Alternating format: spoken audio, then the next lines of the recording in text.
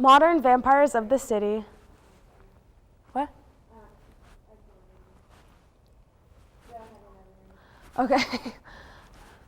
Modern Vampires of the City by the Vampire Weekend is expected to be released on May 7, 2013. When hearing some of the following leaked songs, such as Diane Young and Step, you can get the feeling of how unique their sound really is. When I listened to those two songs, I automatically pictured them as very cinematic songs that would be heard as the background music to some great movies that will be coming out. Diane Young could be heard in a happy or rebellious setting of a movie, while Step would be considered slightly more mellow. Step actually mentions a city called Alameda, which I actually lived in for 2 years. I thought that was really cool because of my personal connection to that city. Overall, these songs would be great to listen to on a sunny day with the windows rolled down. I expect that this album would be great as a whole. Critics have had nothing but great things to say about it, so look for Modern Vampires of the City on May 7th in stores near you. I'm Anna Scott, and you're watching VU. Hey, my name is Diana Evans, and I am here with the musical producer, Hey, my name is Diana Evans, and I'm here with the music producer, Eliminate. Welcome. Thank you. Great to be here. Our pleasure. So how did you come up with that name, Eliminate? It's actually kind of a funny story. Like 2.5 years ago, when I first started listening to dubstep and all that kind of music, one of the artists I listened to, his name was Crispy, and his first name is Chris. Okay. So I wanted to be creative like him and try and incorporate my name, since my name is Nathan, but a lot of people call me Nate. So I wanted to somehow fit that into my alias, and I just went on dictionary.com and looked for words that had Nate in them, and I saw Eliminate, and I was like, oh, sweet, I'll go with that. And that's how creative. It came to be. Alrighty. Are you proud of that name still? It is what it is, you know. It's stuck, so. All right. So when did you start making music? Let's see. When I first started actually producing music, it was my junior year of high school, and I just messed around on my computer on this program called FL Studio, and just made hip hop beats and stuff, you know, just pretty basic stuff. And then once I finally moved on to electronic music was in December of 2011. So you've always been a one-man show? Yeah. Very yeah, nice. It's just been me. Alrighty. When did all this support start taking off, or has it been gradual? Because I noticed you have 10,000 likes on Facebook. Congrats. Thank you. Actually, it's pretty exponential. Because when I made the fan page on Facebook, March of 2011. So. Oh wow, 2 years ago. Actually, yeah. And I want to correct myself. December 2010 is when I started producing. Okay. Not 2011. So yeah, March of 2011 is when I made the fan page, and for the first year, it went up to about 1,000 in the first year, and then this past year has just been insane because it's just shot up a bunch. A lot of the way people find my music is through YouTube and SoundCloud. Nice. So I don't really ever upload anything to YouTube, but there's a lot of promotional channels out there that you just send your music to, or they just find it and they can upload it, and that's how people find it. There's also tons of blogs on the internet that'll help you out and give you support. So nice. Yeah. All righty. Tell me about your performance on the 28th.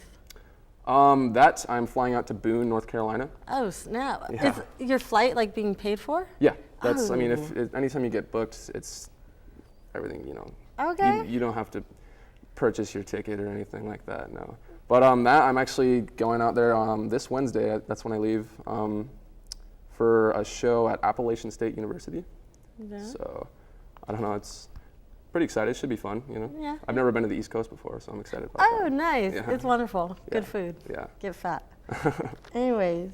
Oh, how was the collaboration going with iNexus? iNexus, yeah. Oh, It actually it just started. We've been talking about it for the past couple of weeks, and we actually just started working on it a couple days ago. So it's actually there's a big desert party in Arizona called Dirty Disco, and I've heard of it. Really? Yeah. Yeah. So what it is, it's just like a big, you know, they have a ton of DJs come out and play, and a ton of people just show up. It's in the desert, and it's just a big party. And each year, actually, I think they just started last year, they produce an anthem for it called the Dirty Disco Anthem. So last year, iNexus produced it, and this year, me and him are teaming up to make the 2013 anthem. Oh, wow. So. Did he contact you? How to go down? Yeah. Wow. Yeah. And he's got his manager, Justin, He's someone that I talk with a lot, and he's actually the one that like thought of the idea, and then so that's how it happened. Congrats.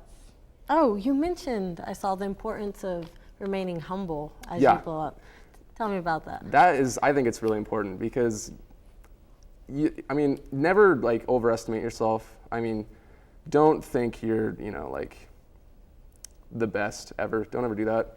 Just remain humble, remain like, just understand that, appreciate the support you have. I guess that's what I want to say. I mean, any support you get is awesome, so just appreciate it. Very nice. Yeah. I totally agree. Pride comes before the fall. Yes. Indeed. So, has dubstep always been your passion? Do you like other genres? It is now, but it hasn't always.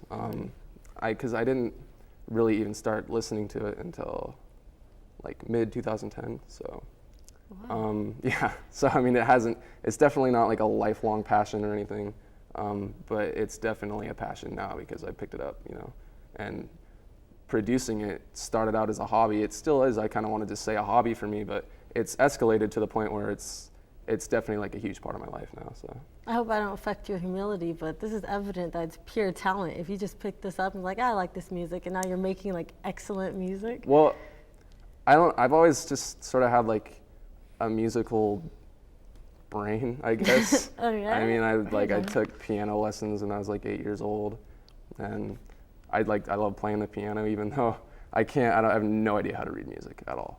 Do you play any other instruments? The drums, Nice. I mean, that's where I get my rhythm. Is I started playing the drums when I was like really young too. So, but other than that, I used to play the trumpet in the 6th grade band. Oh, snap. But I'd have no idea how to do it now. I don't remember anything. So I know every instrument there is, you know. Yeah. Kind of amazing. yeah, I bet. Very nice. Do you have any dream artists that you want to perform with in the future? Like that would be your goal? That is a very good question because there's a lot of influences that I have. As far as performing with, Cruella, I'm sure a lot of people have heard of them. They're just a group of people that I've always wanted to meet. I used to talk with them a lot back in 2011, and they actually just won an award for Most Breakthrough Act of 2012 because they've skyrocketed from just a group. It's 2 girls, they're sisters and a guy, and they just started making music. The 2 girls are really good singers, and the guy is the producer, and they've just skyrocketed into fame now. So if I could, I'd love to hang out with them. If I got to open for them or something, that'd be awesome. So because they seem like a fun group of people. Well, I wish you the best of luck, but I doubt you'll need it. Once again, this has been Diana Evans interviewing Eliminate. Thank you for joining us. Thanks.